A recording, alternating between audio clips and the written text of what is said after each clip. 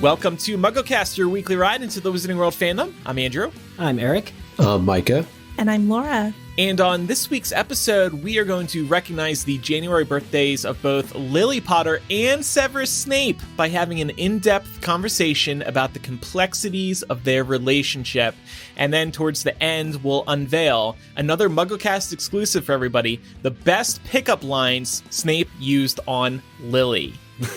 And to assist us with today's discussion, we are joined by a longtime member of the Harry Potter fandom, a MuggleCast listener himself, a Harry Potter podcaster himself, Irvin. Welcome to the show, Irvin. Hello! Yes, thank you so much for having me on. I'm so psyched to be here. Awesome. Well, Irvin came prepared. He's got his, not only did he bring notes to the discussion, but he's also sporting a MuggleCast t-shirt. He's wearing, and I love this hat, the Hogwarts Express cap from the Wizarding World theme park. Choo-choo. Looking good.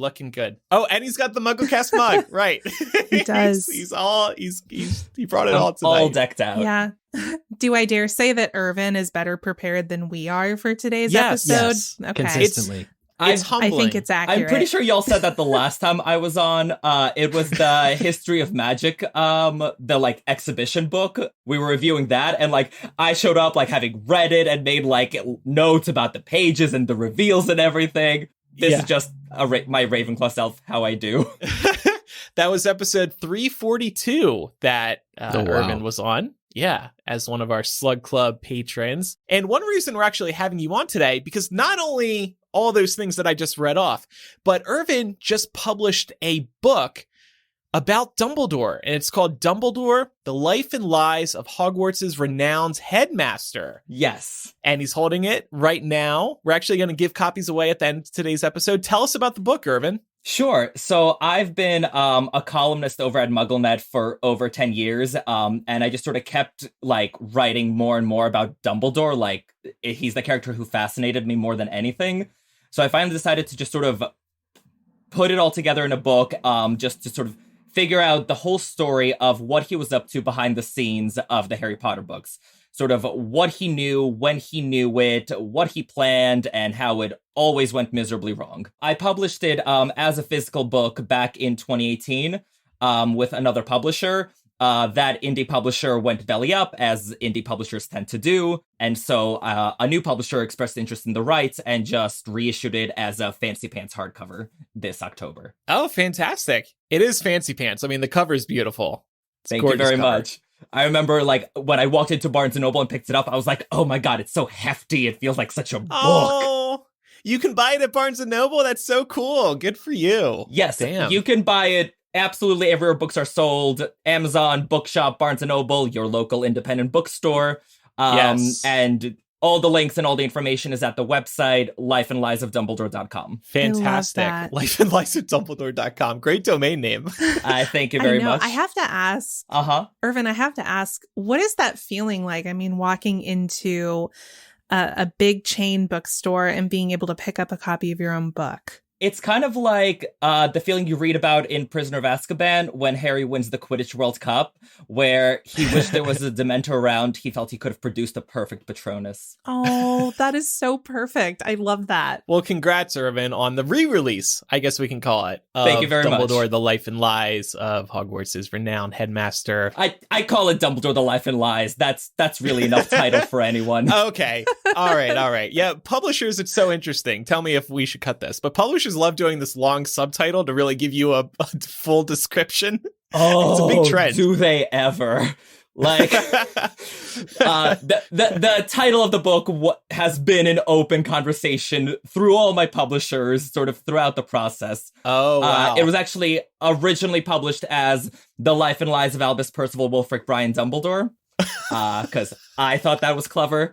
And my new publisher agreed that it was clever, but brought up the very good point that the keyword of Dumbledore was so far in the title, search engines weren't even picking it up. SEO, very important. Very important. Yes. So before we get to our discussion on Snape and Lily, we do have a couple of items to discuss concerning this show, actually. Believe it or not, everybody, our Patreon is turning 6 years old this month. Where has the time gone? It's truly changed the show. Before the Patreon, we actually, long story short, we were doing weekly episodes for years. We slowed down and then we wanted to ramp back up again, but we needed support from listeners. So we said, can you help us out? And listeners turned out big time. And we've been rocking and rolling ever since, both with the show and the Patreon. As we enter the new year, we have a couple new benefits to share, and we are adjusting one of our existing benefits. So first of all, here's a new benefit for Dumbledore's Army level patrons and higher, meaning those who pledge $5 or more per month.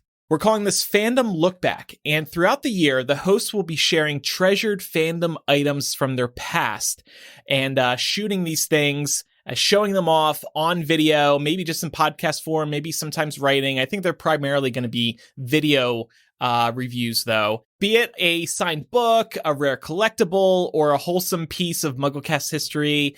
Lots of things. We all have so many things from over the years. We want to share them with everybody. So we'll be recording these and then posting them on Patreon as part of this new Fandom Look Back feature. Like our AMAs were last year, this is going to be a limited time benefit for 2022. So we're running this through the year. Second, we are adjusting our physical gift offerings. So since the start of our Patreon in 2016, we have offered a different physical gift at the $5 pledge level each year, like Irvin showed off, the mug, for example. But in that time, the cost of producing and mailing physical goods has risen, as a lot of people may know. And since our Patreon has to also support running the show, we are now moving the traditional physical gift to the $10 level. However, at the $5 level, we are introducing something brand new called the MuggleCast Collectors Club. And each year for the next 5 years, we will send those who are pledged at the $5 level or higher a few new and limited time stickers. And we will also be sending you what we're calling for now a club card. And it's probably going to be the size of a standard piece of paper. And it's going to have a few dozen empty sticker slots on it. And then over the next 5 years, you can try to fill in as many of these slots as possible to have the ultimate MuggleCast collection. And we're going to put a lot of effort into these stickers. They're going to be really nicely made. We're actually designing the stickers with our longtime MuggleCast designer, Anna, who made our latest album art. And these stickers will only be made and sent out once. And they're going to reference the show's history as well as make inside jokes and references to the current years. And we're also going to occasionally offer a challenge. And for completing one of these challenges, you will receive a sticker for your club card. So do you guys remember? Okay, I'm going to be a geek for a moment. Surprise, it's a Harry Potter podcast. I used to collect quarters. The state quarters? The state quarters. I do Yes. remember. That's Absolutely. how I kind of envision this. It's like collecting the state quarters and you get a board and you pop the quarters into the US map. So that's Yep. kind of Yep. that's kind of what this is like. And the club card is going to have a unique design as well. So more details to come, but ultimately we see this as a fun collecting game for the next few years. More details to come, but in the meantime, if you want to pledge and receive any of these benefits throughout the year, patreon.com/MuggleCast, you get this and many more benefits. And by the way, we already know what we're doing for $10 patrons this year in terms of physical gift. It's going to be a pretty good one, so stay tuned. And we have some exciting social media updates. Andrew and I are going to be doing an AMA on the MuggleCast Instagram on January 26th at 8 p.m. Eastern, 5 p.m. Pacific. It's going to be a lot of fun.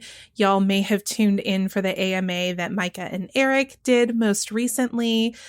They had a great time. I think we're anticipating that Micah, at the very least, might show up to our AMA to troll us a little bit. But these are so much fun. It's a great opportunity for us to get to know our audience on the Instagram side of things and to take y'all's questions, and had a great time the last time I did one of these for another podcast we work on. So really looking forward to it. Yes. Again, that's January 26th at 8 p.m. Eastern. Follow us. We are MuggleCast on Instagram. We have 2 more pieces of social media news. First of all, there is now a poll on our social media channels to find out which Hogwarts house you are in. This is running for a few days. Last week, we spoke about figuring out, or was it during the AMA? I can't remember, that we did on Patreon. We want to see what Hogwarts houses our listeners are in. Is there one house that really stands out, leads the pack? We're going to figure that out finally. So check that out on our social media channels. And also, big announcement. we are jumping in on the TikTok game, y'all. my God. Our new social media manager, Chloe, has a lot of great ideas, and we're going to take a crack at it. Her and I actually just attended a webinar today about making a TikTok for podcasters. So our username on TikTok is MuggleCast Pod. Follow us now, and we'll see how it goes. Laura, I liked your, oh my God, because that felt a little scared, and I'm scared. No, I'm not scared at all. It's anxious excitement, I would describe it as. I'm a big fan of TikTok, for anyone who doesn't know. I waste countless hours of my time very frequently scrolling through TikTok, and I've really wanted our podcast to take the plunge into the world of TikTok for quite some time. But, you know, as what we would call an elder millennial, I'm not like the best versed in how to manage a TikTok. So I'm super excited that we have Chloe helping us do this, because she's great. And I think it's going to be awesome and a ton of fun. Who has MuggleCast? Well, so I tried to get MuggleCast earlier. Send a cease and desist. I mean, if we owned like a trademark on the name. There is a private account called MuggleCast with 3 followers. This is just like Instagram all over again. Do you remember how we like contacted that person or something? Yes. And had to oust them? If you're out there, owner of the MuggleCast TikTok at MuggleCast, please, we would like to have that username. But in the meantime, we are going with MuggleCast Pod.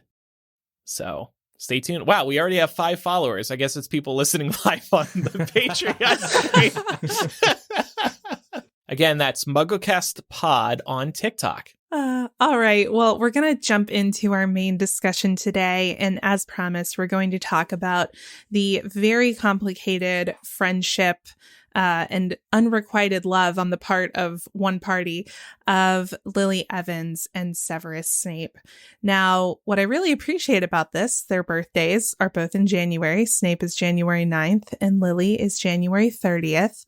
And Eric, I believe you pulled together some astrological background on these birthdays and what characteristics would be associated with people born in these time frames. These just keep on giving, these whole like zodiac things. When we do character discussions, I'm blown away, because it really does seem like no birthday was just an afterthought when these were being created and revealed on the jkrowling.com website or anything like that. It's just, they're so interesting, and there's always something that we like, I think, deeply can connect to the characters. I think so too. So there are a couple of things that I think you bolded here that stick out to you about Capricorns, right? So Snape, being born January 9th, is a Capricorn. Believe it or not, even though she's born in the same month, Lily is an Aquarius, born on January 30th. Ah, that cusp. Aquarius! I know. Or that cutoff. Some of the highlights we have here that Capricorns love the moments when their merits are being recognized and rewarded. Snape. And they hate having to deal with ignorance or having to postpone their plans. Oh, if you aren't a bunch of dunderheads as I usually have to teach. What about this sticks out to you as relevant to Snape's, I guess we could call it, obsession with Lily?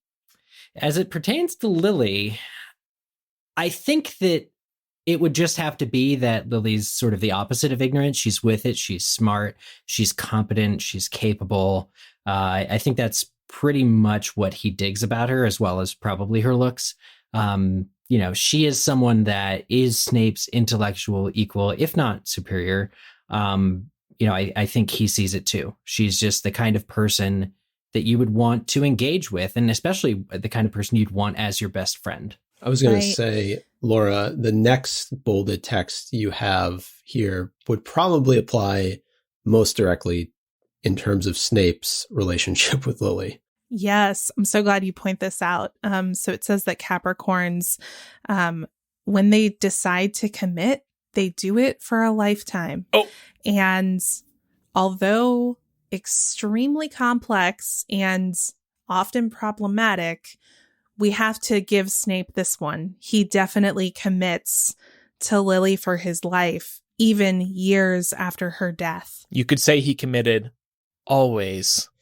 Always. And you can conquer the heart of a Capricorn by being an honest and supportive partner. And although they weren't romantic, I think that we can recognize that Lily was this as a friend to Snape. She never lied to him, and she was always ready to tell him the hard truths, maybe ones that he wasn't ready to hear. Yeah. It was when she stopped being able to be a supportive partner that his heart broke and things turned dark. So, yeah, definitely fits Snape up to a T. I think the more you research Capricorns, the more you can find. Interestingly, the name or the astrological symbol for Capricorn is the goat. I thought that was really interesting, but it has to do with stubbornness. I'm glad that it was brought up because I thought for a minute we were going to get through this whole conversation about Capricorn and not mention the tie to the goat. So I wonder when Aberforth was But born. is there anything there? I was going to look that up. Is it worth seeing when Aberforth was born? But the stubbornness aspect. I don't think we have a birthday for him. Oh. I was going to say, I think I remember us trying to find that before and realizing that there's no birthday. Well, We we know can what do we like need to Jacob. do. Yeah. We can give him a birthday. When's National Goat Day? I mean, There has to National. Have y'all given National- Albus Dumbledore a birthday yet? Because I really need him to have one. He doesn't have one either. No! I kept Wow. looking for something. I was like, I want to have like a book launch party or something. And no birthday for That's Dumbledore. so messed up. Albus should be one of those February 29th birthdays, that only occur every 4 years. So like when J.K. Rowling said he was 150, she really meant he was like, 600 48 years old or something. Yeah, 62. Yeah. That could explain all the math in Harry Potter. So National Dairy Goat Awareness Week Week. falls on November 24th. Micah, that should be exciting to you. A whole week on dairy goats. Yeah. Dairy Goat Awareness Week, November 24th. All right. Mark it down. Well, that is Aberforth's assigned birthday now, November the 24th, which would make him what in astrological signs? But in terms of Snape being a Capricorn, definitely the stubbornness aspect stands or shines through. But He'd be do we think- Sagittarius. Oh my gosh, that's my sign. Oh, So Aberforth is a Sagittarius? kindred spirits, but just. Wow. It always changes on like the 22nd. So I think he'd like just got That's in. right. Yeah, November 22nd to December 21st. The thing about Snape and this whole being recognized and rewarded, I go straight to Prisoner of Azkaban when he thinks Sirius is about to be kissed by the Dementors, and he's talking to the minister, and the minister's like, yeah, Order of Merlin first or second class, I should think, first if I can wrangle it. And it's like, oh yeah, here's a man who is just absolutely the most god-awful. He's going to accept those rewards, and he's going to boast about like how accomplished he is, even though he has reasonable doubt now, or reason to believe that his own assumptions about Sirius Black are wrong based on that brief time in the Shrieking Shack. So he's the bad dude. Speaking of goats, do we think Snape is the goat of the series? Now, you could look at that Greatest one of all ways. time? Wow. Well, That's a great question. Greatest of all time, or is he just the goat of the series, meaning that he's the one who has just been manipulated to no end by Dumbledore? The second one. Irvin.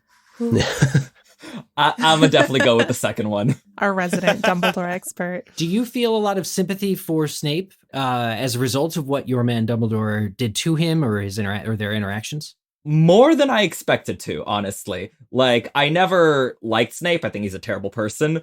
But as I was working on my book and I saw, like, how he really got screwed over by Dumbledore every which way, like, I did end up feeling bad for him, and I did not see that coming. Yeah. At times, it almost feels like Snape is not given the ability to sort of recover by Dumbledore. It feels like Dumbledore just assumes Snape's already broken. So he's like, hey, since you're already broke, I'm just going to have you, do all of these things and not completely clue you in on my plans until the very last minute. Yeah. That's evident in rereading Prince's Tale chapter from Deathly Hallows. Yeah. It's just like one thing after the other, because it's presented that way, but it's not it's not a false depiction of reality. I think Dumbledore really was that pressing. He's like, you're the only person who could be doing what you're doing. Well, because barely says thanks. Almost uniquely among all of Dumbledore's allies and acolytes, Snape really has nothing to lose, like no one to live for. So that makes him a very valuable agent. That's a good True. point. And, personal feelings about the character aside, he's the linchpin of the entire Harry Potter series. I don't think, you could argue about the prophecy and how that shaped events, but without Snape, the resolution to everything would never have been found or discovered. And without his many years of hard work, double agenting, Harry never would have lived to see his 17th birthday, let alone his 18th. So, Right. Well, shifting focus back to talk about Lily's sign. Lily is an Aquarius. A really, I think, important highlight that you found here, Eric, is Aquariuses are caring, free thinkers with great supervisory skills. They enjoy having to fight for a cause and having close mates around. They hate boring settings and being disconcerted by other people. Wow, if that isn't Lily to its yeah, it's a bit creepy. This is spooky every time we do these, but I think that again, that's sort of the bane of her existence, this idea that Snape disconcerts her by who he's choosing to hang out with. Like if you want the answer to what ended their friendship and ended their potential of a relationship, it's exactly that. But she wasn't about to let it go. She is fighting for the cause of good, and Snape is hanging around with real dark people, and that's really concerning for her. And she can't let that go, because ultimately, she points this out during the Prince's Tale, but Snape's choice in who he hangs out with is the same as choosing to do the same dark magic stuff on some of the classmates that his friends do. It's very close. And I don't think he sees it.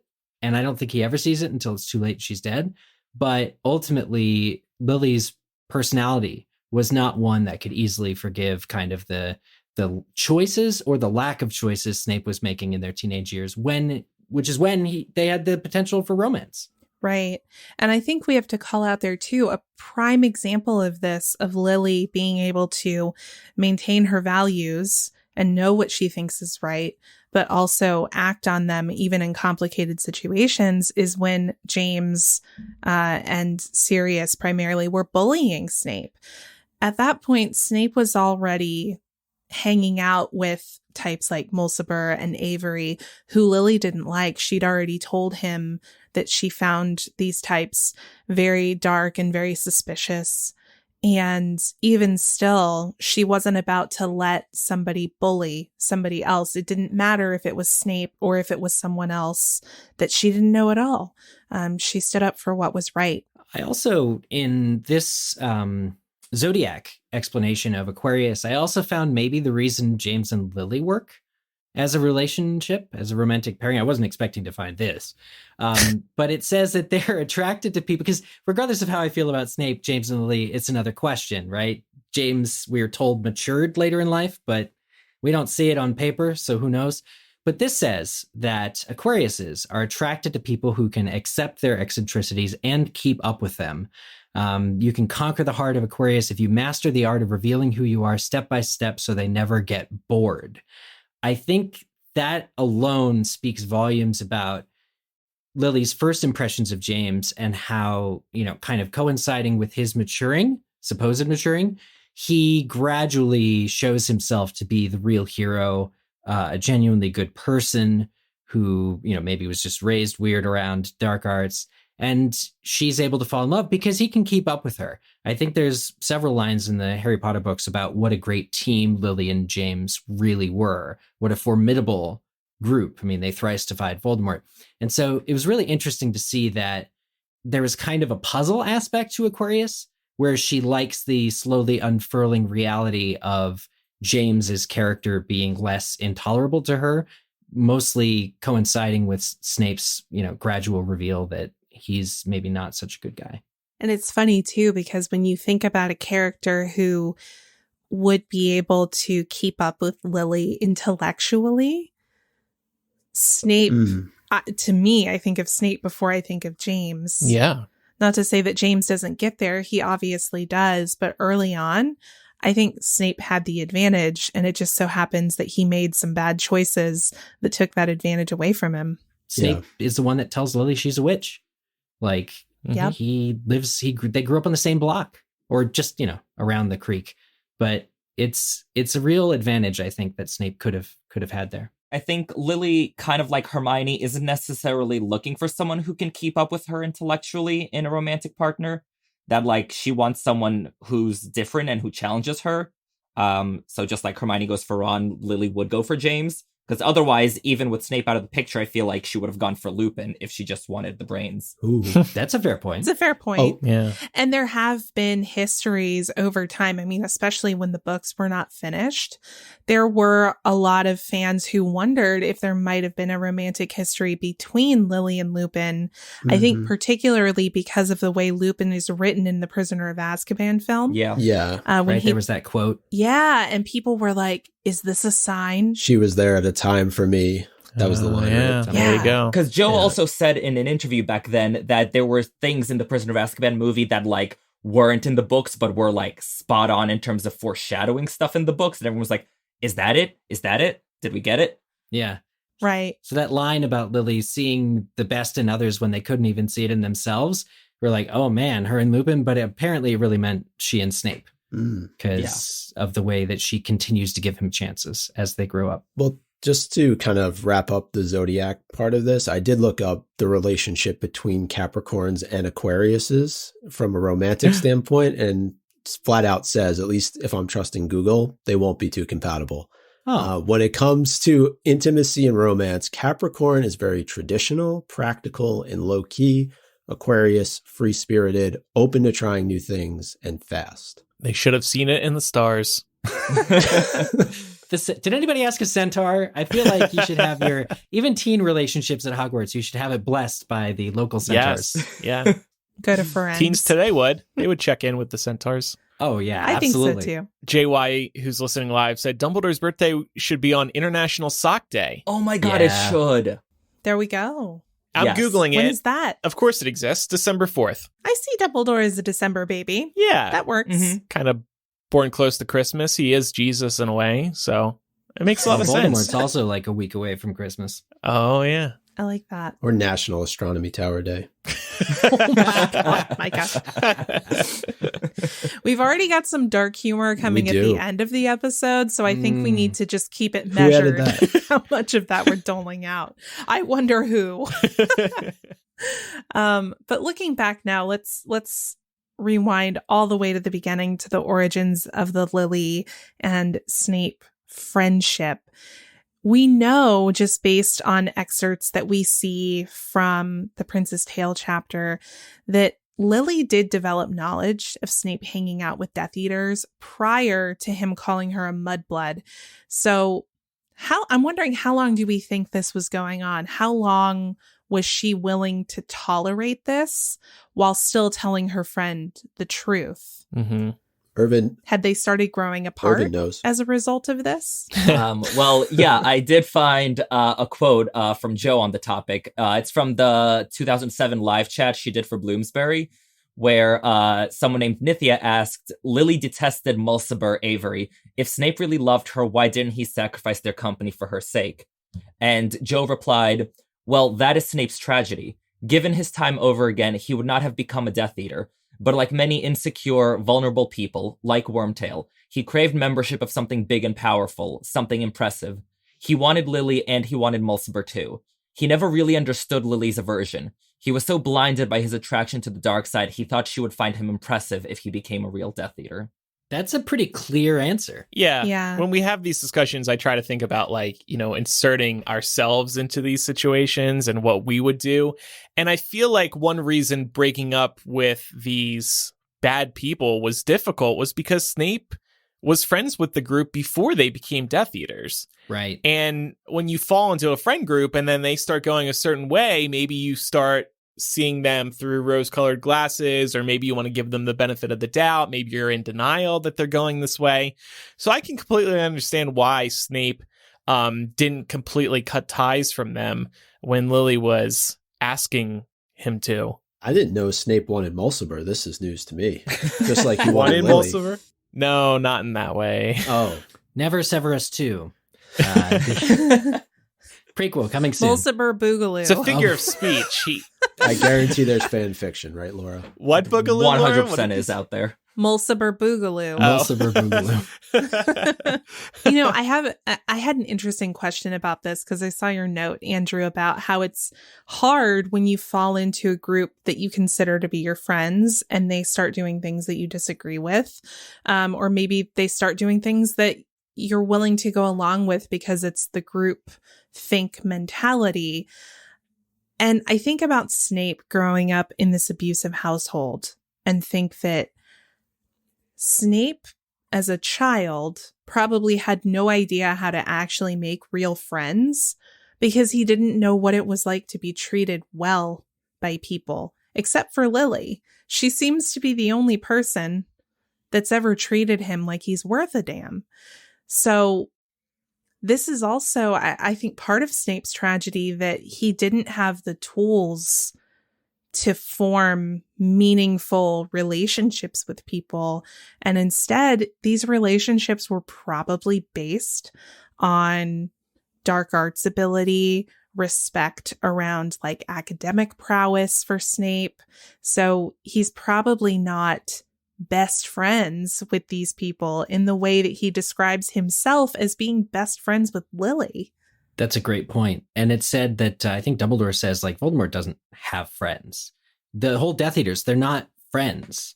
They are gathered together around a purpose, which many often times has like hate at its core and distrust and intolerance, but they're not friends. And so I do wonder what kind of those relationships with Snape and his peers were like in Slytherin House. But I think ultimately Snape wanted something of his own. He needed something of his own. That kind of respect you'd get for being real good at something a little darker than usual, the respect you get from your classmates it's the only thing Snape had in the off hours whenever he wasn't able to roam the castle with Lily. Yeah. Well, also, we don't really have much evidence that Snape wasn't into what Mulciber and Avery were into. He clearly was very into the dark arts. We hear from multiple sources, and he's an expert in it. And growing up in an abusive household with a very bad relationship with his Muggle father, you could see why he wouldn't like Muggles. I think for him, it was respecting Lily that was the exception, not putting up with Mulciber and Avery.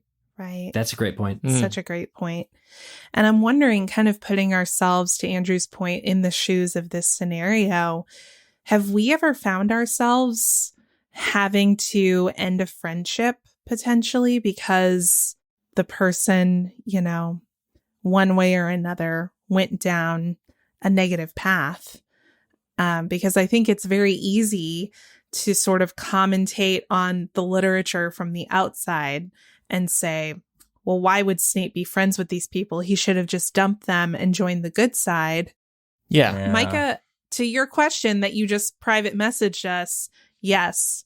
Yes. I think that I does think it's count. a very real example, though. And I won't get into specifics. I'll just say that I think that anytime that there is very distinct differences in politics, that could certainly lead to friendships deteriorating as a result of that. And I think particularly over the course of the last, 5 to 6 years. And also outside of politics, if you see a friend going down a certain path that you don't agree with, maybe personal choices, life choices, this starts getting dark, but maybe drug and alcohol choices. Yeah. And you just have to, try to do what you can to push them down another path, but sometimes they won't go that way, and there's no getting them back as much as you try to help them and have other people help them. Right. So yes, there are definitely situations that I've been in over my 32 years of seeing people go different directions, and you just do not agree with them. Like, of course, and to be clear, it's okay if somebody goes a different direction in certain types of ways, but then there's very harmful, dangerous ways. And when they go in that direction, that's when it's a problem. And there's really no, as a kid, you don't have the awareness or ability, and in fact, even adults don't either, to really understand all the psychological factors at play. Why your friend might be going off and wanting to party more or do more drugs, and you have like a clearly defined comfort zone that rests outside of, speaking from personal experience. So I think that, it's real difficult to be a kid. And if I had the chance to relive teenage years, really wouldn't choose to do that. Because of all of the different directions we're being pulled in when we are the same age that Snape and Lily were, and to make those kind of hard decisions. But she kind of has the choice made for her when Snape uses the slur on her, because if she's using it for her, she's using it, or if he's using it on her, he's using it on everyone else. And she says as much. So I think Yeah. It does raise an interesting question, though, about Lily, because I don't know that we get a whole lot of insight into how much she actually did try to sway Snape. Like, and not to say that at, 13, 14, 15 years old, that's her responsibility. But in terms of trying to, like Andrew, you're talking about, if you see somebody kind of going down a dark path, you might try and intervene. You might try and do something to help. I don't know that we get a whole lot of background on if she really did try to sway Snape in the other direction. And part of that may have been impossible with the way that James and the others treated him. Yeah, I'm not sure. I mean, we do get that one moment where Lily and Snape are walking together through a courtyard, I think, and she alludes to Mulciber having done something really cruel to her friend Mary. She doesn't say what it was, but there are a couple of moments like this where she does call out, how can you hang out with these people when they're doing things like that? But to your point, Micah, it's not like we see this peppered throughout the whole series, but I think we're meant to assume that Lily was pretty vocal with Snape about her thoughts. Putting myself in the shoes of being a teenager, and coming up with the closest scenario that I can think of to what Lily was dealing with Snape. I had the experience of having male friends when I was younger who clearly did not respect women.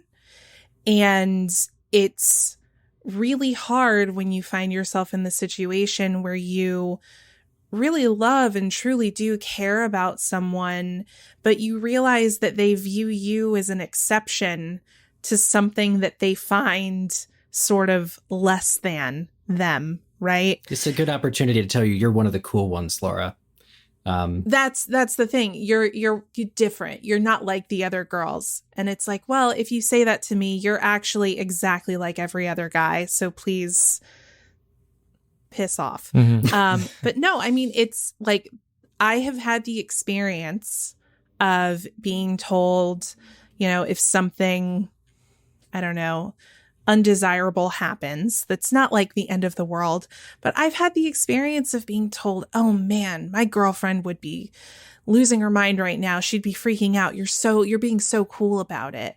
And I kind of feel like that's the real world representation of what's happening between Lily and Snape. He really views her as an exception case to this class of people that he finds to be morally, intellectually inferior to himself. And it's a really tricky situation when you find yourself being close friends with someone who thinks that way, because you love them and you want to help pull them out of that mindset. But it does reach a point where you've done what you can. And to Lily's point, Snape chose his path, she chose hers, and that's the end. And I think that's reflected, though, in how Snape views Lily's family. We have a question in here about what does he think of her family? Obviously, he uses the term mudblood towards her in the series, but what does he make of her family? What does he make of Petunia? We know that they knew each other briefly. He calls Petunia a muggle to her face. She doesn't know the word, but she knows what it means from his intonation. He revels in this, basically just throws it in her face. And Lily, who also can discern in that scene what it means, knows that simply this boy has called her sister this dirty name that it's going to hurt her more than he's intending to. And she's very protective of Petunia in that moment. But he goes too far. He consistently goes too far, and he's like arrogant in doing so. And that's a bit rough. I think it's the difference between Lily being a Gryffindor and Snape being a Slytherin, whereas Lily has that sense of chivalry that most Gryffindors do, where if she sees someone who is hurting anyone else, she's like, no, that's wrong, you don't hurt people. And that's why she calls out James and Sirius when they're bullying Snape. Snape as a Slytherin, he doesn't mind as long as you're not hurting any of his people. So I think if Mulciber or Avery did anything to harm Lily, then Snape would have not had it. But as long as they're messing with people he doesn't care about, he doesn't see what's wrong with it. That's such a good point. To the question of how hard Lily fought to sway Snape, I also think she wouldn't have begged him or ever gotten down on her knees. She knows that he knows that what she thinks of what he's doing is wrong. And she's not about to say, oh, Sev, please, you can't really like them. You can, change your mind. They respect each other intellectually enough that simply her pointing it out and saying, hey, this is a low blow, or hey, this is awful, and I don't like this, is really enough that if he truly cared in a healthy way, he would consider at least mounting an argument for why he needs to be friends with these people or hanging out with these people. Right. And to your question, Micah, about how Snape feels about Lily's family, we see, like Eric mentioned, examples early on in their friendship as 11-year-olds where he's very dismissive. When Lily gets on the Hogwarts Express, she's extremely upset because Petunia had just called her a freak. And we witnessed this really difficult exchange between sisters that made Lily cry on her first trip to Hogwarts. And Snape just says to her, so what? She's only and then he caught himself right before he said Muggle. So it's clear from the very start that he just does not, at this point, have the capability to humanize people of non-wizarding status. But we've oftentimes on this show given certain characters a free pass when they're 11 years old or 12 years old. And I think that is only fair to do and pass judgment on them as they get older. I'm thinking back to the conversation we had about Draco in particular, but certainly Snape's record speaks for itself. Yeah. Unfortunately, it doesn't get much better. Something I wanted to call out, though, because there is kind of an interesting contrast going on in this train compartment. When Lily and Snape are in the train compartment, they find themselves with a couple of the future Marauders, James and Sirius. And Sirius says, my whole family's been in Slytherin. And James is like, oh man, I thought you seemed all right.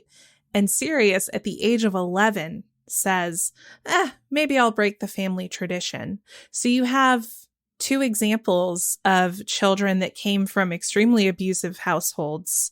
Two examples of children that were kind of destined to go down the dark path based on their upbringing. And Sirius made the conscious choice at the age of 11 not to do that. That's a heck of a point. Right. So not to say that we say Snape was doomed from this moment, but it is just interesting to see the different levels of maturity represented amongst these kids. All right, time for this week's sponsor. If you ever find yourself in a situation where the whole school's looking at your underpants, then you have to check out MeUndies, who are offering to help you out with your Valentine's Day. Gifting underwear for Valentine's Day may be something you've never considered before, but gifting matching underwear for you and your significant other would be a heck of a fun gift. Express your one-of-a-kind relationship when you match your bottom half to your better half in fun, limited edition prints. If you're single, mingle in matching pairs with your friends or fam. You can even get dog hoodies or buddy bands, these are so adorable, to match your four-legged BFF. Be sure to check out all of MeUndies' super cute and super soft undies, socks, bralettes, loungewear, and more, available in sizes extra small to 4XL. MeUndies offers some of the most comfortable clothing you'll ever own. In our opinion, they have created cloud-like comfort. It is all so cozy that when you try any of it on, you'll be wondering why you didn't treat yourself sooner. Combine this with tons of clever and adorable prints, and you've got one really fun and comfortable gift idea for Valentine's Day. MeUndies has a great offer for our listeners. For a limited time only, get 25% off your first order of matching pairs for Valentine's Day. And as a first-time purchaser, you also get 15% off and free shipping right to your door. To get 25% off matching pairs, 15% off your first order, free shipping, and a 100% satisfaction guarantee, go to MeUndies.com/MuggleCast. That's MeUndies.com/MuggleCast. They have never had such a great deal, so do check them out now. This is your chance for that cloud-like comfort. Well, I think that brings us to a great point to start the next part of our discussion, which is Snape, nature versus nurture. So we know that a great deal of Snape's initial dismissal of Muggles comes from his abusive Muggle father, as Irvin stated earlier, kind of like we talked about in the discussion with Draco. At what point in Snape's adolescence / young adulthood do we think that this was no longer an excuse? That's a tough question, but it would have to be once he gets to Hogwarts, because there is, even though you generally hang around with the people in your house, you still have classes with the other houses. You're still really shown the whole wide wizarding world of variety in terms of people and friendships that you could make. His own mother was in a club, Gobstone's Club, which I bet was inter-house. So you have to think that once you're introduced to the whole litany of different people, that is where you begin to take some kind of responsibility for your beliefs, because you're in a situation where you're surrounded by people who think a certain way. You have a choice to get out and change the tune a little bit. And you have like the freedom to do so. Snape can't really change how he feels or thinks when he's at home because it's such an oppressive, sad, terrible atmosphere. But when he's at school, I think things start to change for him, or could have. And presumably, once you do enter Hogwarts, you are being taught, maybe they don't hit you over the head with it, but you're being taught to accept everybody, no matter what house they're in. Not in the Slytherin common room, you're not. Well, right, but I'm thinking like Great Hall, professors, just sort of, you would catch that kind of vibe, I hope. Yeah, especially because the teachers are also the heads of certain houses, and we're in those houses growing up at Hogwarts. You really get a sense of, I don't think your favorite teacher has to be the one that's also the head of your house, even though with Draco and Snape, that seems to be the case. They're all sitting at the head of the Great Hall together, getting along. It's not like they're up there fighting. Maybe they do behind the scenes, but not in front of the students. It reminds me a bit of our conversation about, Harry and Tom Riddle and how they grew up under similar circumstances, and both being orphans, and Harry with the Dursleys. You can argue he was abused verbally, physically, emotionally, and he turned out all right in the end. Not saying that Snape's experience was the same, but you could draw some parallels, some comparisons between the two. And Snape chose to go down a dark path, as Tom Riddle did. Harry chose not to. But I think it's also about who you meet along the way. Snape had the opportunity with Lily, and he blew it. Harry chose Ron and Hermione, and things worked out okay. The other comparison I want to draw between Snape and Harry is the baggy clothes. And it's very heartbreaking to read about Snape's sort of get up when in the scenes when he's interacting with Petunia and Lily.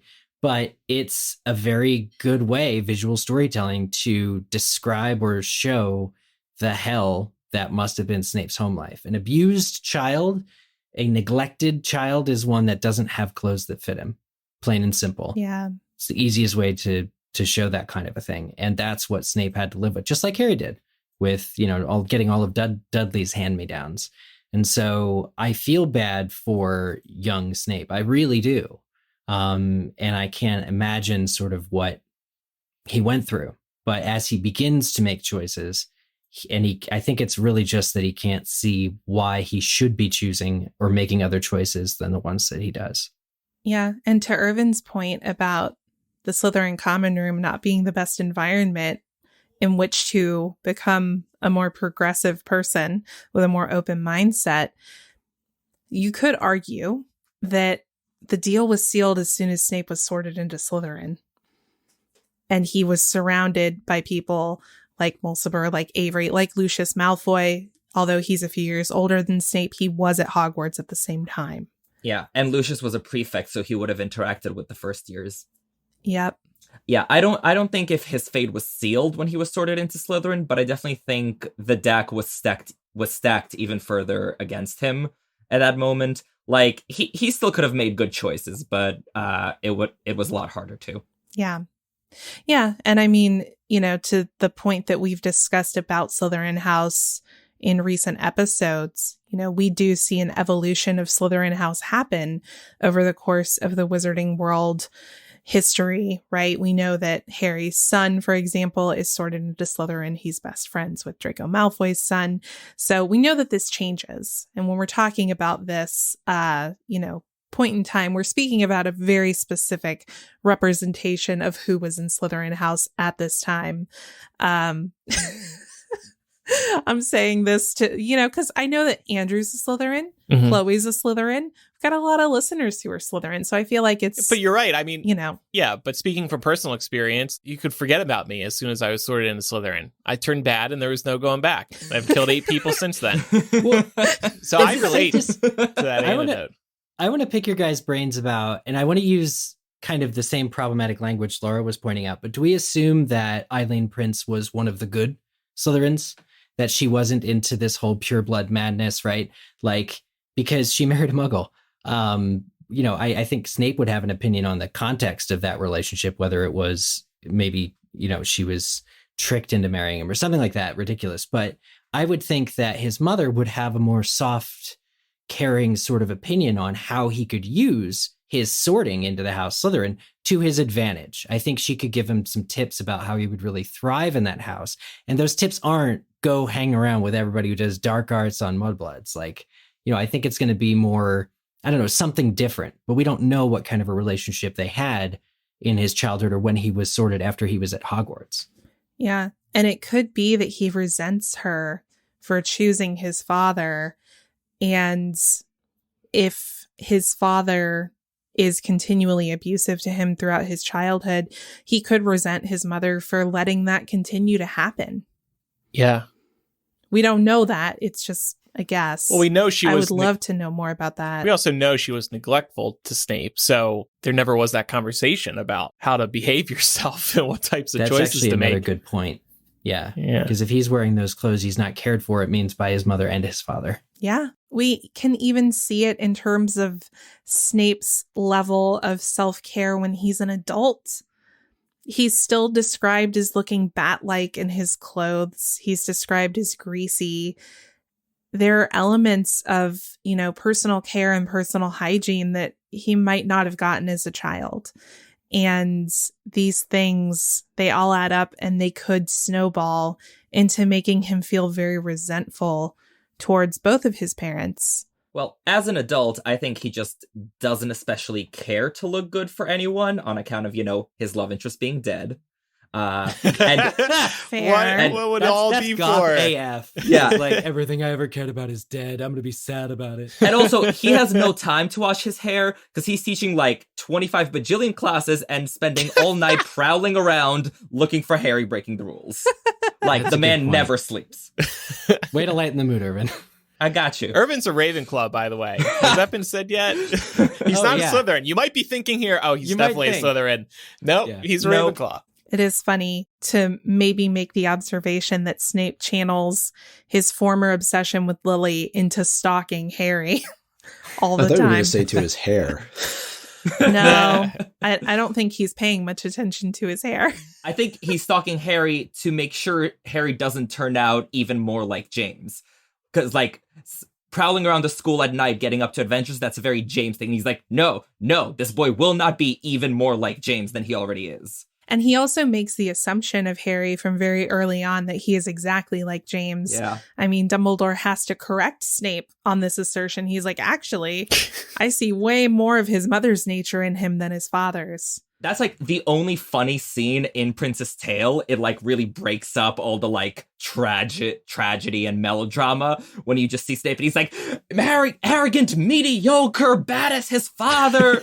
Like it's almost like cartoon style, and Dumbledore's just reading a magazine, not listening. Wrong. He says, "You see what you wish to see," Mhm. and that's a heck of a line. Right. Well, Irvin, I have a question for you, and I see you have a note about this here. I'm really curious to know, when do we think was Snape's opportunity to dip out of this bad crew and choose the right side of history? Literally the entire time up until the worst memory. I think sort of once Lily cut ties with him, like there was no hope left. And realistically, I think what did it was a few months before that, with Sirius's prank. When Sirius essentially, almost sort of kind of got Snape killed. Oops. And like he should have gotten into a lot of trouble, but Dumbledore, in his propensity to always side with the Gryffindors, essentially gives Sirius a slap on the wrists and tells Snape not to tell anyone. And I feel like that was a really like foundational moment for Snape, because I think that's when he saw that both sides are just as bad. Like Voldemort's bad, but so's Dumbledore. Dumbledore has a disregard for his life. Dumbledore plays his favorites and, prefers his chosen people. And I feel like that was really the turning point, beyond which it would have been very, very hard, if not impossible, for Snape to turn it all around. Yeah. But what if, let's say that after the mudblood incident during James's bullying of Snape, let's say that Snape decided in that moment, after he loses Lily as a friend, he's going to turn over a new leaf, and he is going to repent, and he's going to dump all of these Death Eater friends. Andrew, do you think that Lily would have forgiven him? This was my more optimistic take, because I like to believe that if there was some interest there, if they had this pretty long at that point history together, and I'm Lily and I'm seeing Snape turning over that new leaf, presumably for me, to convince me that he's not so much of a bad guy after all, I might give that some thought. I might give him another chance. Now, maybe she was also like, well, James is also around. He's a real jerk, but maybe in time. Maybe she was leaning a little more towards James, or just moving the hell on at that point. But I like to think that seeing Snape make a big decision like that would have convinced her to give Snape another look. But he also stopped washing his hair, and that can be a deal breaker for people. Sure. Did he ever wash his hair, though? Well, I want to talk about, what did Lily see in Snape as a friend? We see this moment again where they're arguing about Snape's choice and other friends, and Snape is like, I thought we were supposed to be best friends, and Lily says, we are, but I don't like some of the people you're hanging around with. I'm sorry, but I detest Avery and Mulciber. What do you see in him, Sev? He's creepy. So we see here Lily telling Snape, you are my best friend, but I'm worried about the choices that you're making. Great validation. What does she see in Snape? I think from a young age, again, he's the one that tells her she's magical. Like, he puts a name on it. And I think that really does exert some level of power. He's this boy from down the street, kind of like the boy next door, and he knows things. And there's I think ultimately, there's a very selfish need in friendship sometimes. And I think the selfish need is Severus knows things about her that she does not herself know. And so if she her friendship with him initially was, let's get that info. And then in return, she also gets a healthy friendship, almost a better friendship than her sister Petunia is able to give her, because of Petunia's jealousy. And, Snape from a very early age confides in Lily about his problems at home. There's a moment where Lily asks Snape if his parents are still fighting. He's like, they're always fighting. And I think there's an emotional bond, and Lily's ability to listen and care is an early highlight to their friendship. I think they form a bond over just being two way different people. It's almost like an opposites attract kind of thing. Yeah. Yeah. And then afterwards, I think it's just like the inertia of like childhood friendships. Like, I think we all have that experience where like you became best friends with someone at 5 years old because you shared a cupcake, you know, at lunch, or you lived down the street, or you met at the park. And then just you're friends with them because you've always been friends with them. Like, you may have nothing in common anymore. You may have completely different people, but just it's hard to just be like, no, let's like call time of death on this friendship, because like, what is it even based on anymore beyond shared history? Right. Mm-hmm. I think that's so true of Lily and Snape. Especially when we're looking at examples of Lily straight up calling Snape out on having these friends who detest Muggles and Muggle-borns, right? But she still considers Snape her best friend. Mm-hmm. And I wonder, maybe some of this can be attributed to age. Maybe some of it can be attributed to a little bit of imposter syndrome on Lily's part. You know, she is Muggle-born, going to Hogwarts. She's been thrust into learning about this whole world that she's a part of at the age of 11 that she didn't know about previously. And her first connection to that world was Snape. So is it possible, or is it safe to say that she overlooked his prejudice for a time because it wasn't specifically directed at her? Yeah, and she understood where it came from. I think if you blame sort of his Muggle dad, I think she can even make excuses for like, well, that Muggle's no good. And also Petunia's not the nicest to me when I come home for Christmas. You know, I think she could really kind of justify it in her own way, as long as Snape is nice to her, which that stops being true too. I think it's like the 1-2 punch of she really needed to be called a dirty name like that to be, for the other side of her brain to be like, no, actually, okay, this is a serious problem, and everything I dislike about him, he would treat me the same, and I'm the exception. Right. I mean, especially when he calls her that in the midst of her defending him from his bullies. Yeah. That's rough. Yeah. It's really rough. Super rough. Yeah. Let's think about some of the problematic aspects of this relationship. Hell yeah. Micah's turn to shine. You want to lead this segment, ready. buddy? Micah's rubbing his hands together. He's so ready. I really thought it was great that we were doing this episode this week, because last week when we had Roshni on, a conversation came up for us about how to some people, the quote, "after all this time, always," is deeply meaningful and means a lot. And others view it as problematic because of the problematic relationship between Lily and Snape, Snape's obsession with Lily. What do we think of this? Yes, to both of them.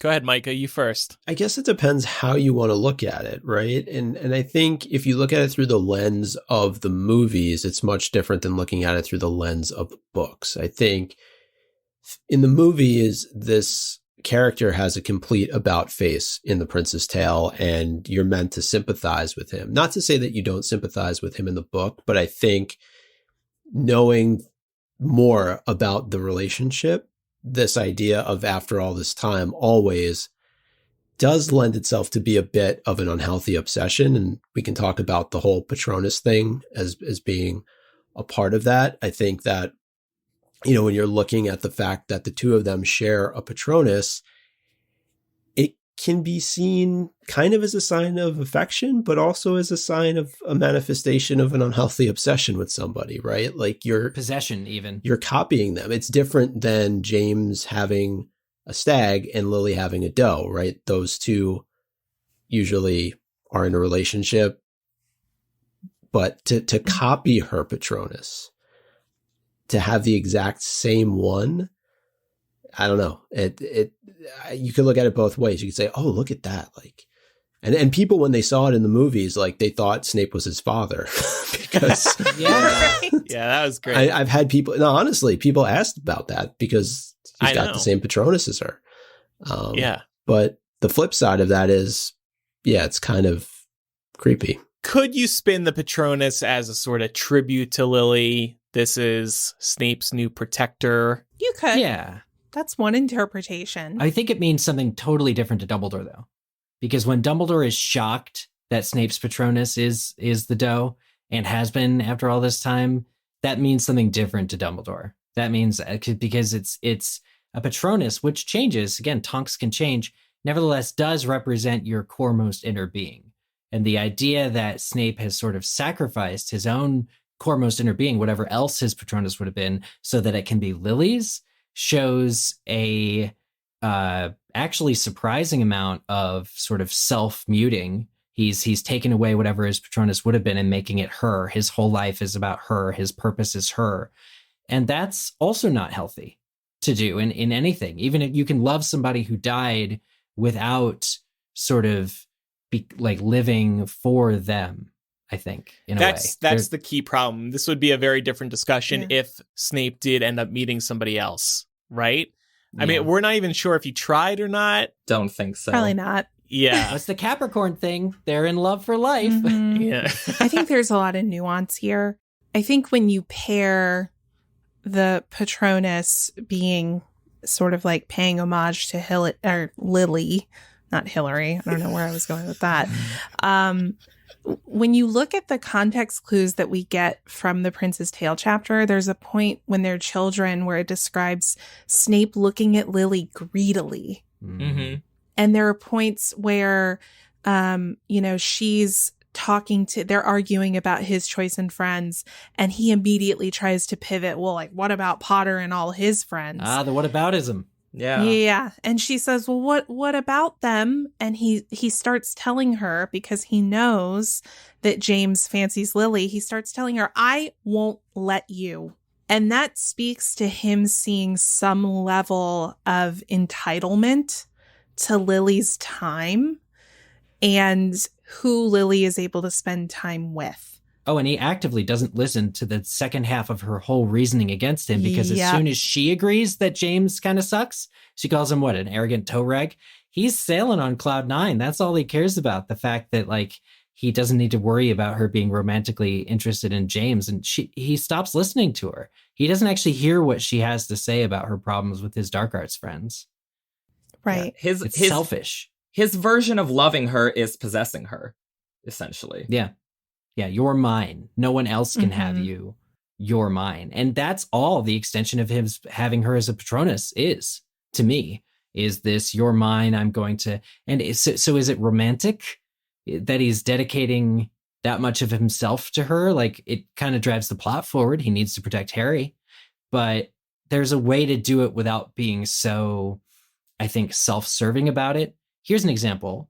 And I'd forgot this happened in Prince's Tale. He goes to the photo of Lily and James and decides he's going to take it. The second, page 2 of the letter, where she signs, all my love or whatever, Lily, he takes that.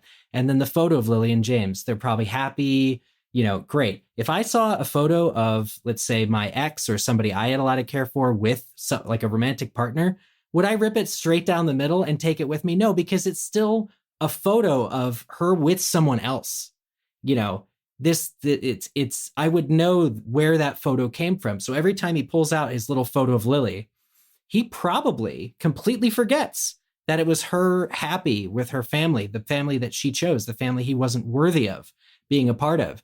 And he just looks at her and is like, Lily, rose-colored glasses. But I would never touch the photo because it's not mine for the taking. And that's possessive love. Well, because he thinks he can just remove her from her family and her loved ones and everything around her and just have it be the two of them. We see this at the beginning of The Prince's Tale when he's like, oh, it's Petunia. We don't want to hang out with Petunia. I just want it to be you and me. And then we see it at the end of The Prince's Tale when he tears away James and Harry and he's like, Lily, she's mine, separate from her family.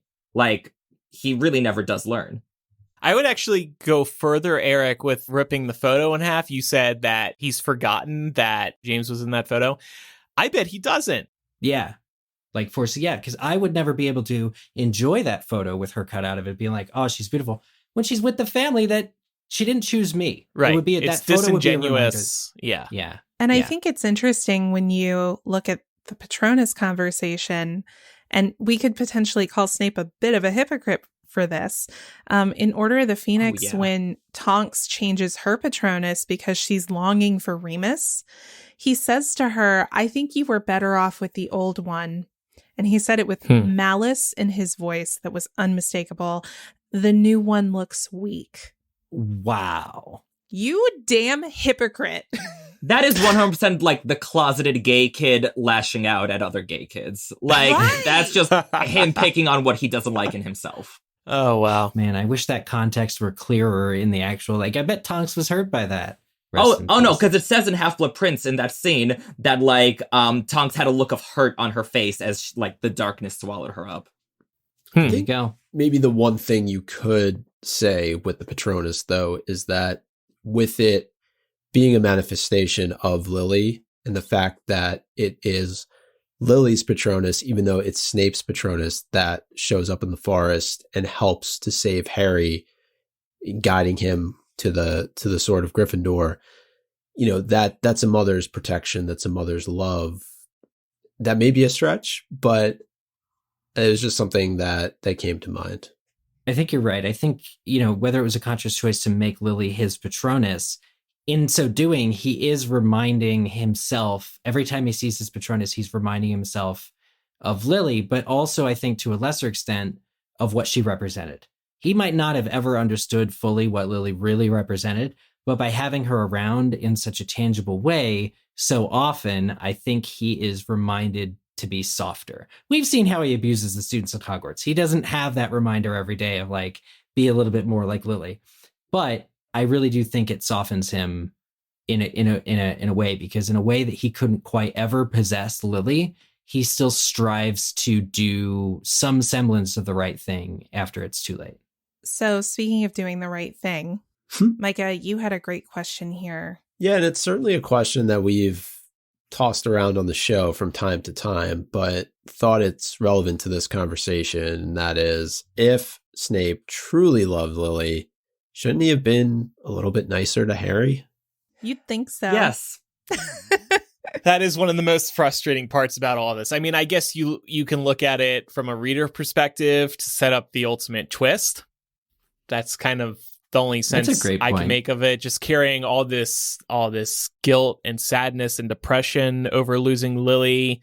You know, seeing Harry clearly reminds Snape of Lily. So that would frustrate him too, and thus treat him like crap. I think it just keeps coming back to the fact that Snape never makes the connection that if he loves Lily, he should therefore care about the people in her life and the people she cares about. And just, like, that disconnect is complete with him. That's a great point, though. Going back to our earlier discussion about how he views Petunia and or other members of Lily's family. It doesn't matter whether it's sister, child. He's all in on Lily, and that's all that matters to him. Yeah. Like, the line that just always just gets me is when he's with Dumbledore at the hilltop, and he's asking Dumbledore to protect Lily. And Dumbledore's like, well, if you're so into Lily, can't you just ask Voldemort to spare her in exchange for James and Harry? And he's like, I have asked for that. And I'm like, what? No! Yeah. Like, Don't worry, boss. You can still kill the innocent child. Yeah. I'm fine with that. Just spare her. And that's what Dumbledore shoots back at him. He's like, oh, okay. So as long as you get what you want, you don't care about the deaths of her husband and child. Mm-hmm. ding, ding, ding. Yeah. Hits him over the head with a sock. Stupid idiot. It's an interesting comparison between perhaps Petunia and Snape here, because you could argue that Snape throughout the books is keeping Harry alive. So he's approaching it very much with this mentality of, as long as I keep him alive, I'm doing my part. And that's kind of how Vernon and Petunia treat having Harry under their roof. Yeah. Mm-hmm. That's a great point. I think Dumbledore says that Petunia took you in grudgingly, unwillingly, bitterly, but she took you in. And I'm like, yeah, you could apply the same thing here. Speaking of Dumbledore, Yes. we have a Dumbledore expert here. Yes. Wanted to ask the question, does Snape ally himself with Dumbledore out of his love for Lily or out of the shame and guilt of being responsible for her death? Or both? So you're talking after Lily dies when Snape commits to protecting Harry? Yeah. I think Snape allies himself with Dumbledore out of desire for revenge against Voldemort. I think he is allying himself not so much for anything as just against the man who killed Lily Potter. I think that's right. I think that's his form of rebellion, is that sort of righteous anger he'll never get to express openly for Voldemort. That's a great point. Yeah. Like in at the end of Prisoner of Azkaban and throughout Goblet of Fire, Snape and Dumbledore are on the outs, and a lot of people have asked, like, you know, would Snape have left Dumbledore, like, when they were having their fight? And I'm like, if Snape had, like, an alternative option, like someone else he could work with to undermine Voldemort, in a heartbeat he would have. But I think that is just his superseding reason for doing everything. That's pretty amazing. But yeah, it's Snape just takes this task of protecting Harry like it's you're a kid and you're twisting his arm. He hates it. That's why he's never going to be extra nice to Harry. And he never misses a step at criticizing Harry. And that's why Harry doesn't like him. He doesn't even give Harry a shot. And that's because of his detest for James Potter, who Harry just looks a whole lot like. So, Micah, related to that, I think you have another great question here. Yeah, it's a bit of flipping the script in that we've talked a lot about how there's blame to be placed on Snape, but I'm wondering, how would we have reacted if our best friend married our high school bully, which is the position that Snape is in with Lily having married James. Now, presumably they've all fallen out at this point anyway, so perhaps it's not as big of a deal, but I'm sure we just talked about how Snape treats Harry like absolute garbage, and the reason being James, so clearly he hasn't let go of that. And I think some of it has to do with the fact that she ended up marrying him. That's like the Betty White movie, You Again. Oh, yeah. Is it? Yeah. It is like that. R.I.P.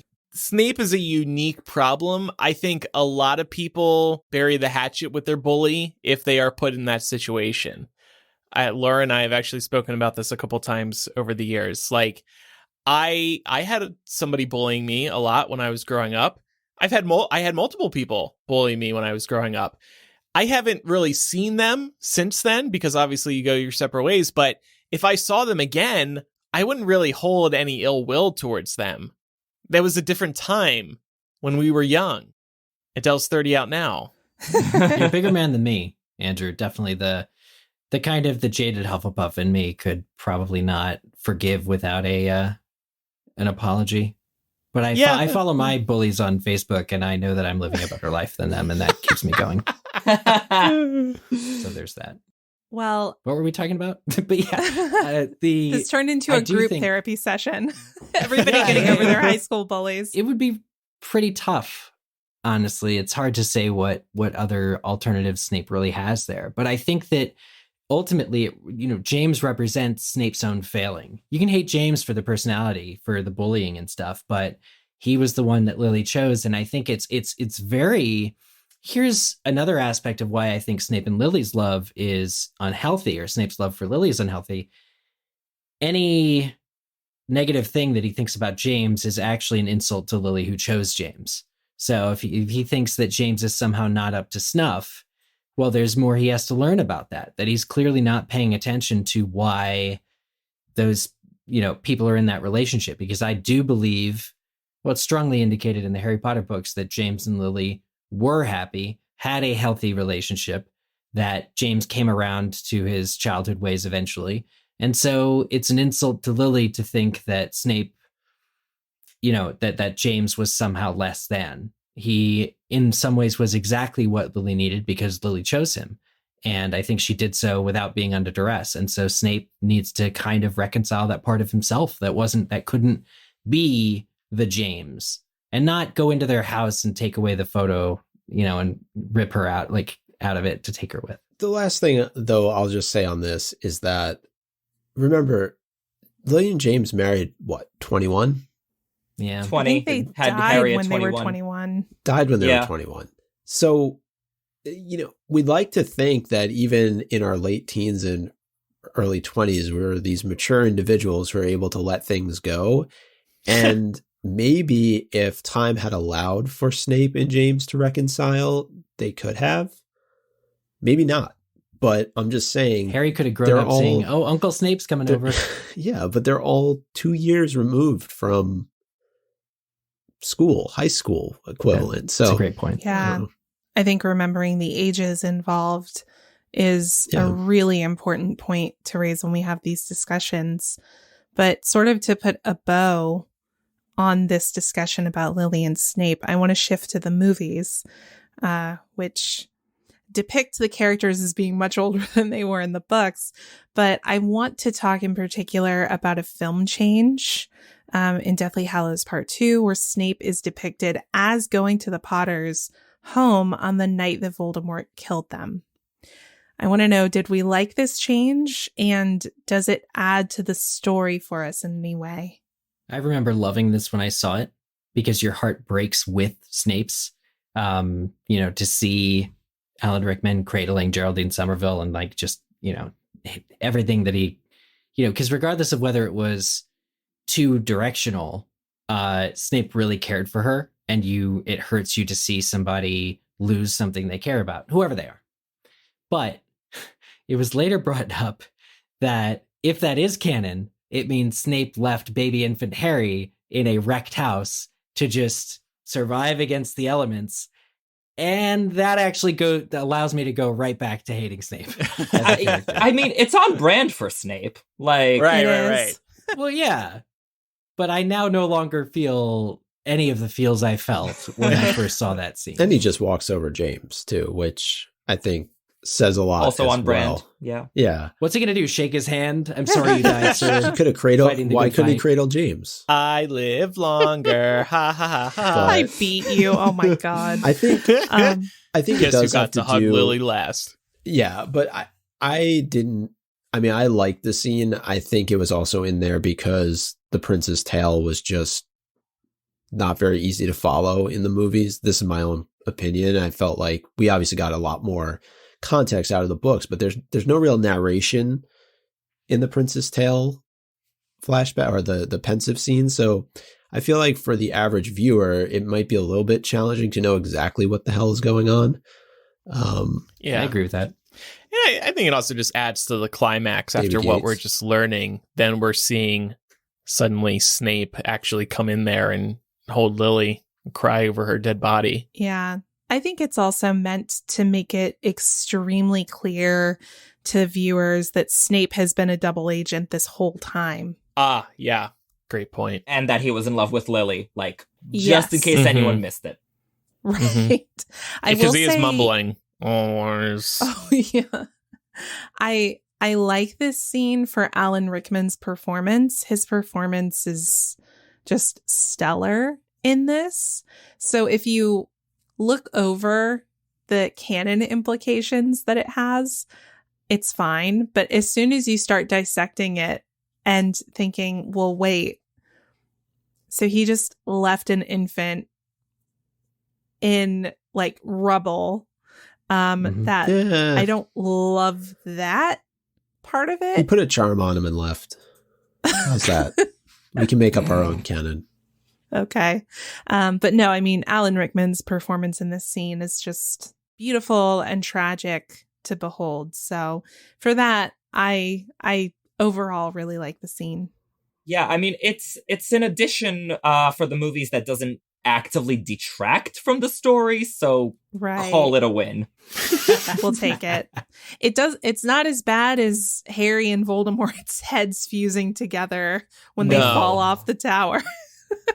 David Yates is still talking about that. Yeah, he's recording like a 60-hour commentary right now where he explains in depth the choices. Well, that's because he only speaks 5 words per minute. Y'all, it's a new year. Let's stop with all this Yates hate. Come on. Oh, I love David Yates. Not till he makes a good movie. Oh, boy. Shots Dude, fired. both ends of the spectrum here. This is amazing. He's got a chance in April. I'm just imagining him listening to this podcast and him being like, oh, bother, and swiping the podcast away. He sounds like Winnie the Pooh. He's the most soft-spoken man. Yes. Oh, bother. I like David Yates, and I want to some a honey. point that we make on this show frequently, we criticize because we care, right? We care about this I think that's an series. important. We can't be mean about it. Right. We just have to be, we care. Yeah. Well, I think we do have a word from another one of our sponsors, but after that, we're going to lighten things up by talking about the top 7 pickup lines Snape tried on Lily. This week's episode is also sponsored by Warby Parker. They help people look their best. Warby Parker was founded with a rebellious spirit and a lofty goal to create boutique-quality eyewear at a revolutionary price point. Offering eyeglasses, sunglasses, contact lenses, and eye exams, Warby Parker is committed to providing exceptional vision care online and in stores. You may have seen their glasses before, or maybe you walked by one of their stores or went in, and you've probably been really impressed. But have you checked them out for yourself? Have you actually worn them yourself? Now you can right at home, because Warby Parker has a very cool feature called the Home Try-On Kit. This program lets you take a quiz to find the right type of glasses, then you pick out 5 pairs of glasses, and they'll send you all of them for you to try on in the comfort of your own home. You don't have to go anywhere. When the glasses arrive, you stand in front of the mirror, you check yourself out as you try on each pair, and you decide which to keep. Then you send the remaining 4 pairs back for free, or you can send all 5 back for free. It's totally up to you. I did this and I loved the experience since I got to do it all right at home. The quiz helped me find the type of glasses that I liked. I picked out 5 I wanted to try, and I ended up keeping a pair. They were the Black Barclays, and I love them for the design and how high quality they are. Warby Parker is committed to providing exceptional vision care online and in stores, offering eyeglasses, sunglasses, eye exams, and contact lenses. Glasses start at $95, including prescription lenses. Try Warby Parker's free home try-on program. Order 5 pairs of glasses to try at home for free for 5 days. There is no obligation to buy. Ships free and includes a prepaid return shipping label. Try 5 pairs of glasses at home for free at warbyparker.com/MuggleCast. Again, that's warbyparker.com/MuggleCast. As always, we've got links in the show notes as well. All right, so we are ready for the top 7 pickup lines Snape tried on Lily. Number 7. Did you get a good look at my wand when James had me upside down? Wow. Oh my God. Number 6. What a coincidence. My Patronus is a doe too. Number 5. This is for Andrew. Lily, never Severus. Oh.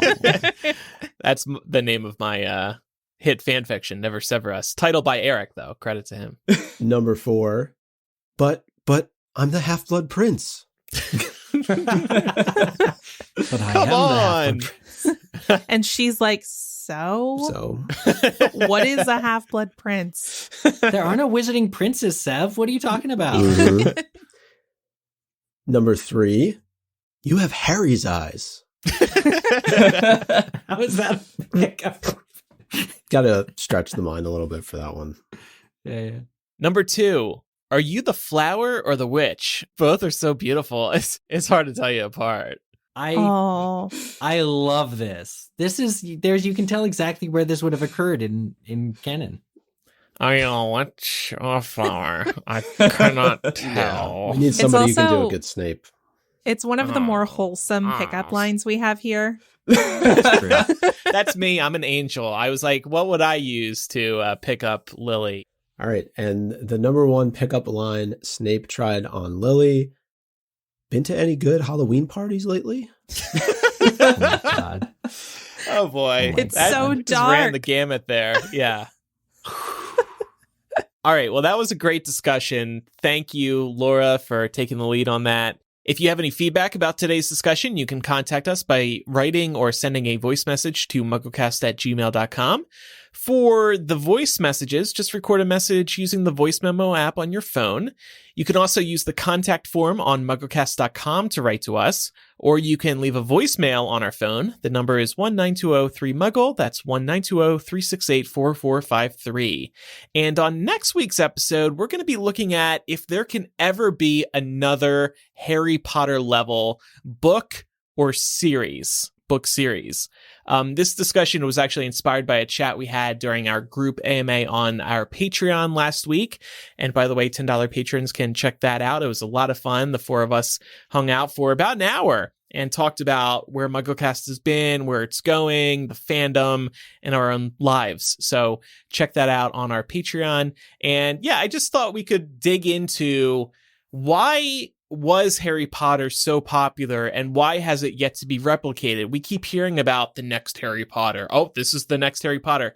None of it ever is. So why is that? We're going to dig deep on that next week. All right, it's time for Quizzitch. Last week's question. What was the name of Jacob Kowalski's former fiancée? As a reminder, not Queenie.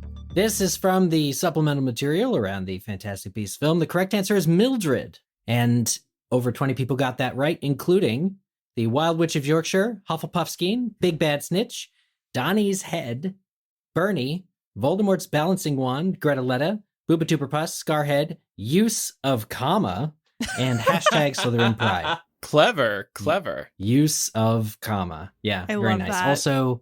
Also, usus calmbra. So for this week's question, we actually will be selecting 5 people who correctly guess the answer and giving them a copy of Irvin's book. I'm just going to give the full title again, Irvin. Dumbledore, The Life and Lies of Hogwarts' Renowned Headmaster.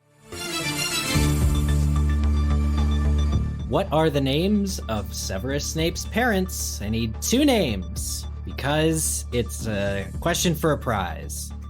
You got to work Submit for your it. answer to us on the MuggleCast website using mugglecast.com/Quizzitch, or click on Quizzitch at the top. And just as a note here, you will need to enter your email address now into the form, just because we need to contact you for your prize if you are chosen.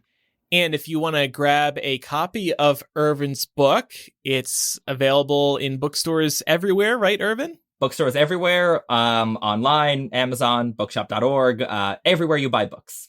Great. And we'll have a link in the show notes of today's episode as well. And we'll plug it on our social media channels. So congrats again on having this new release of the book. That's so exciting. Thanks very much, you guys. I think people who enjoy listening to this type of in-depth Harry Potter chat is really going to be the folks who enjoy the book. I'm going to pick it up. I'm going to go look for it this weekend. I'm actually Same. really excited. And thanks again, Irvin, for joining us today. It was great having you on. Thanks very much. I had a blast. You were fantastic. And if you want to listen to me talk lots more about Harry Potter and all manner of geeky stuff, you can find me on Twitter at Dark Lord of Dance. And I have a MuggleNet column with lots of Harry Potter essays, and just basically there's a lot of me talking about Harry Potter on the internet. You can also find Irvin over on Aloha Mora, right? The podcast? Yeah, I'm one of the regular hosts on that podcast. We have similar book discussions exactly like this, just sometimes twice as long. We tend to go on a bit. Irvin was like, oh, wow, your Google Doc is not 17 pages like Aloha Mora's planning doc is. It's only 7 I just or sort 8. of blocked out my entire evening and night figuring, we'd be recording till the sun comes up. That's how we do. That reminds me of recording that show. I love the dedication. Yeah, it's great. But Yeah, that's the beauty of Harry we've Potter. We've recently had a thing where we've had to start splitting up episodes in 2, because sort of once you hit like the 2-hour mark and you're like nowhere near half done, you're like, this is just going to be 2 episodes. Like, we can't get it done.